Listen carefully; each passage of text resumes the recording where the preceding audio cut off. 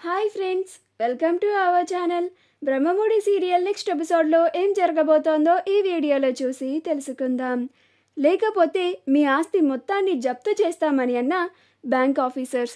అసలేం జరిగింది అని తెలుసుకోవడానికి ఈ వీడియోని స్కిప్ చేయకుండా ఎండ్ వరకు చూసేయండి. కనకం ఇందిరాదేవిని పలకరించాలని దుగ్గిరాల వారి ఇంటికి వస్తుంది. అప్పుడు కనకం రాగానే ధాన్యలక్ష్మి, రుద్రాణిలు ఇద్దరూ కలిసి ఇదే సందు దొరికింది కదా అని కనకాన్ని అనరాని మాటలన్నీ అంటూ ఉంటారు. అలా ఆ తరువాత ఇంటి కుటుంబ సభ్యులందరూ కనకాన్ని ధాన్యలక్ష్మి, రుద్రాణిలు మాటలు అంటున్నారని ధాన్యలక్ష్మిని, రుద్రాణిని కలిపి అంటారు. అప్పుడు ధాన్యలక్ష్మికి కోపం వచ్చి, ఈ ఆస్తి మొత్తాన్ని ఇప్పుడు ఆ కావ్యకి తల్లి అయిన కనకానికి కూడా ఇచ్చుకోండి, నాకెందుకు, నేను కావాలంటే పస్తులైనా ఉంటాను అని అక్కడి నుంచి వెళ్ళిపోతుంది. కానీ రుద్రాణి మాత్రం కనకాన్ని ఇంకా అవమానిస్తూనే ఉంటుంది. శభాష్ కనకం, నువ్వు కావాలనే నీ ముగ్గురు కూతులని ఈ దుగ్గిరాల వారి ఇంటికే డబ్బుని చూసి కోడలనిగా చేశావనుకున్నాను, కానీ ఈ ఆస్తి మొత్తాన్ని కొట్టేయడానికి అని నాకు ఇప్పుడే అర్థమైంది. నువ్వే కావాలని నీ కూతురికి చెప్పరాని మాటలన్నీ చెప్పి ఆ పెద్దవాళ్ళని మీ గుప్పెట్లో పెట్టుకొని దగ్గరుండి ఆస్తి మొత్తం నీ కూతురి పేరు మీద వచ్చేలా చేసుకున్నావుగా అని అంటుంది. అనుకున్నది జరిగింది అని సంతోషంగా ఆస్తి మొత్తం నీ కూతురు పేరు మీదకి వచ్చేయగానే ఈ ఇంట్లో వచ్చి తిష్ట వేసేసావుగా, పైగా మా అమ్మ మీద జాలిపడి ఆవిడని పలకరించడానికి వచ్చినట్లుగా వచ్చావు అని అంటుంది. అప్పుడు కనకం, చూడండి రుద్రాణి గారు, నేను ఇక్కడికి కేవలం పెద్దావిడని కలిసి మాట్లాడడానికి, ఆవిడ ఎలా ఉన్నారో అని కుశల ప్రశ్నలు అడగడానికి మాత్రమే వచ్చాను. దయచేసి నన్ను ఇబ్బంది పెట్టి మీరు ఇబ్బంది పడకండి.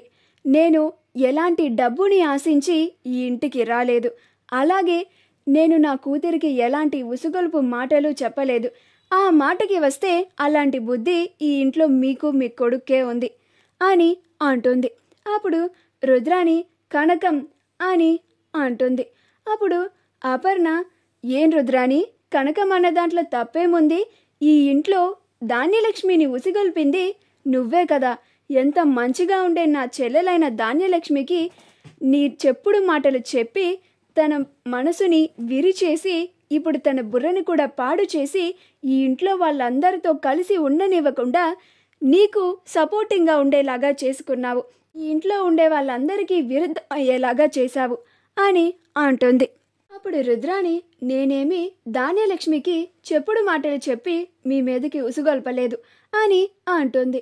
అప్పుడు ప్రకాశం, ఈ ఇంట్లో ఉన్న అందరికీ తెలుసులేమ్మా రుద్రాణి, నువ్వు ఎలాంటి దానివో, ధాన్యలక్ష్మికి నువ్వు ఎలాంటి మాటలు చెప్పి ఇలా మా మీదకి గొడవలు పడేలాగా చేస్తున్నావో అని అంటాడు. అమ్మా కనకం, మా రుద్రాణి గురించి నీకు తెలిసిందే కదమ్మా, అందుకని నువ్వు ఆ రుద్రాణి మాటలనేమీ పట్టించుకోకు అని అంటాడు.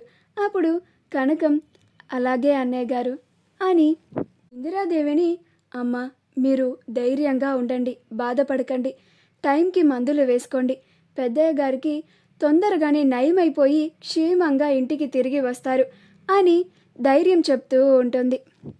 అప్పుడు ప్రకాశం, అమ్మ రుద్రాణి, నీకు ఎలాగో మా అమ్మని ఓదార్చడం రాదు కదా, ఇప్పుడు ఆ కనకం గారు మా అమ్మని ఓదార్చడం చూసి అయినా నేర్చుకో అని అంటాడు.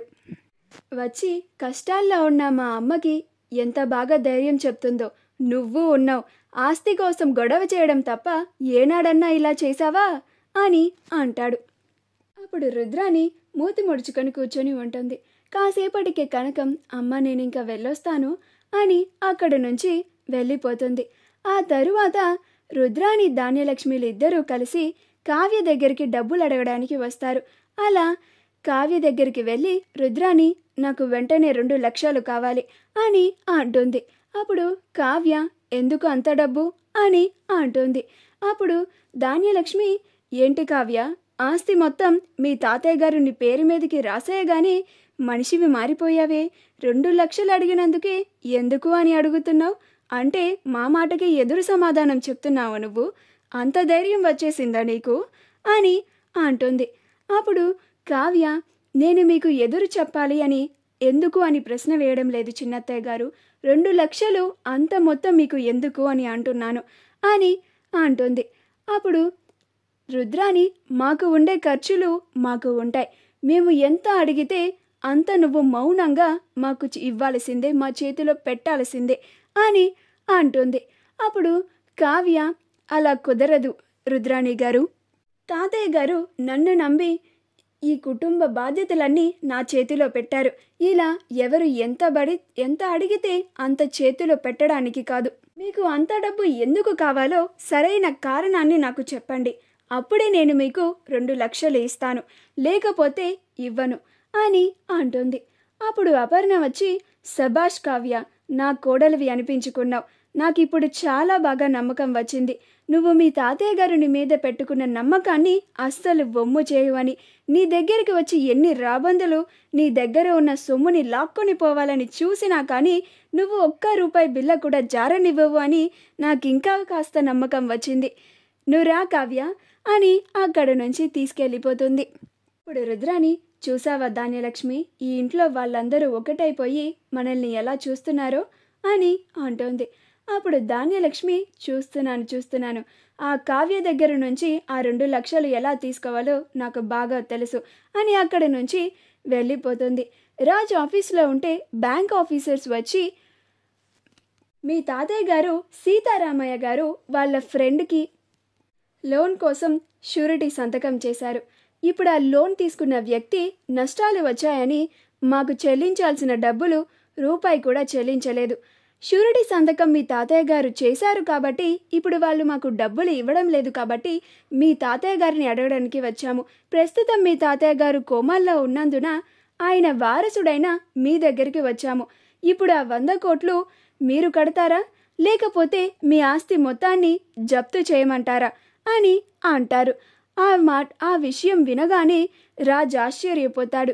ఇదేంటి ఇంత సడన్గా బ్యాంకు వాళ్ళు వచ్చి 100 కోట్లు జప్తు చేస్తాను అని అంటున్నారు.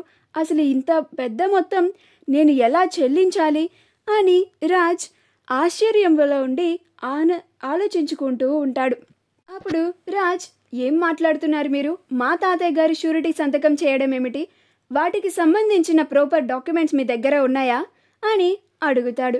అప్పుడు ఆ బ్యాంక్ ఆఫీసర్స్, ప్రాపర్ డాక్యుమెంట్స్ లేదే మేము ఎందుకు వచ్చి ఇంత ఓపెన్గా మిమ్మల్ని 100 కోట్లు కట్టమని ఎలా అడుగుతామనుకున్నారు సార్ అని ఆ డాక్యుమెంట్స్ని చూయిస్తారు. అప్పుడు రాజ్ అవి చూసి ఆశ్చర్యపోతాడు. నిజంగానే సీతారామయ్య ఒకరికి షూరిటీగా ఉంటాడు. అప్పుడు రాజ్ ఏం చేయాలా అని ఆలోచిస్తూ ఉంటాడు. మా వీడియో కనుక మీకు నచ్చినట్లయితే లైక్ చేయండి, షేర్ చేయండి, మా ఛానల్ని సబ్స్క్రైబ్ చేసుకోండి. పక్కనే ఉన్న బెల్ ఐకాన్ని క్లిక్ చేయడం మాత్రం మర్చిపో